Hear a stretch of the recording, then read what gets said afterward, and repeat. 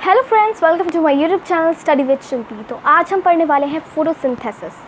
Photosynthesis एक तरह का ऐसा प्रोसेस है जिसके थ्रू प्लांट्स अपना खाना बनाते हैं।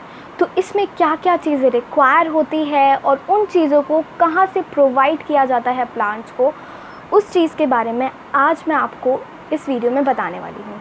तो चलिए स्टार्ट करते हैं।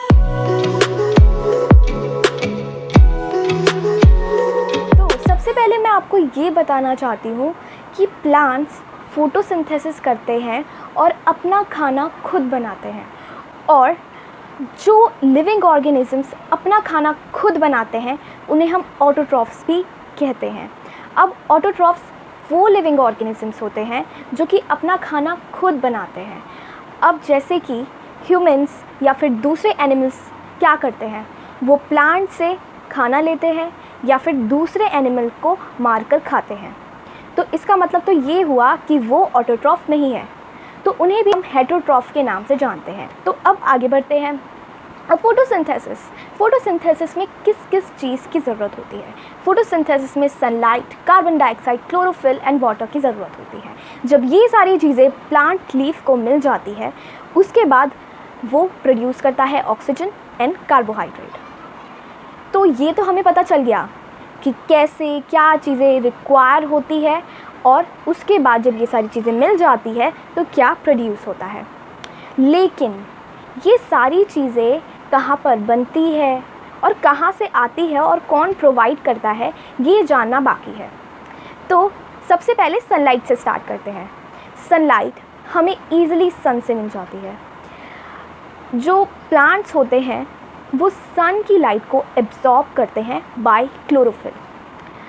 अब क्लोरोफिल जो होता है वो ग्रीन कलर का पिगमेंट होता है, जो कि प्लांट की लीफ को और प्लांट के स्टेम को, और जहाँ जहाँ पर आप प्लांट के पार्ट्स को ग्रीन देखते हो उस पार्ट को वो ग्रीन कलर देता है। जहाँ पर आप देखो कि वो पार्ट ग्रीन कलर का है, मीन्स उस पार्ट में क्लोरोफिल है।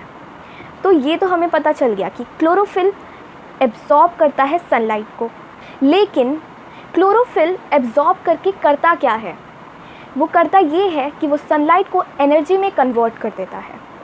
अब हमें ये भी पता चल गया कि क्लोरोफिल और सनलाइट का काम क्या था। लेकिन एनर्जी में कन्वर्ट करके होगा क्या, तो होगा ये कि जैसे हम खाना बनाते हैं, हमें फ्यूल की ज़रूरत पड़ती है, एयर की ज़रूरत पड़ती है, हमें हीट की ज़रूरत पड़ती है। वैसे ही जब हमें हीट की ज़रूरत पड़ती है खाना बनाने के लिए, वैसे ही प्लांट्स को भी खाना बनाने के लिए एनर्जी की ज़रूरत होती है। वैसे ही क्लोरोफिल जो होता है वो सनलाइट को एनर्जी में कन्वर्ट कर देता है। नाउ अब चलते हैं कार्बन डाइऑक्साइड की तरफ। कार्बन डाइऑक्साइड कौन प्रोवाइड करता है? कार्बन डाइऑक्साइड प्रोवाइड करते हैं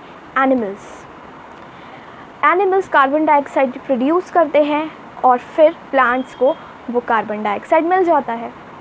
आप जानते होंगे कि एयर में बहुत सारे तरह की गैसेस होती है, उन्हीं गैसेस में से एक है कार्बन डाइऑक्साइड।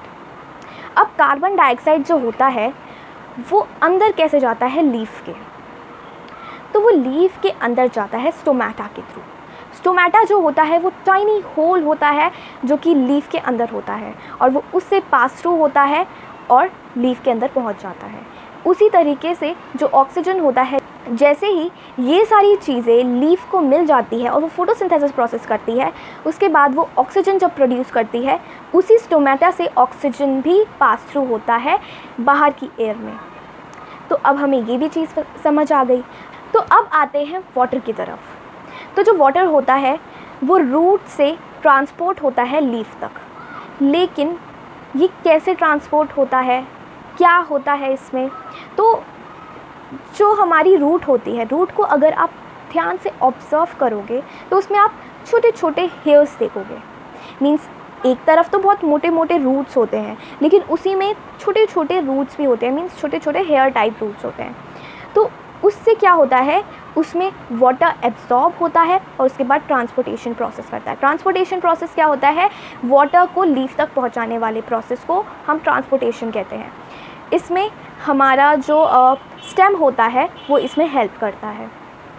अब आपने एक चीज़ नोटिस की होगी कि ये सारी की सारी चीज़ें लीफ में ही प्रेजेंट है, ये सारी चीज़ें लीफ में ही जा रही है। कार्बन डाइऑक्साइड भी लीफ में जा रही है, सनलाइट भी लीफ में जा रही है और वाटर भी लीफ में ही जा रहा है।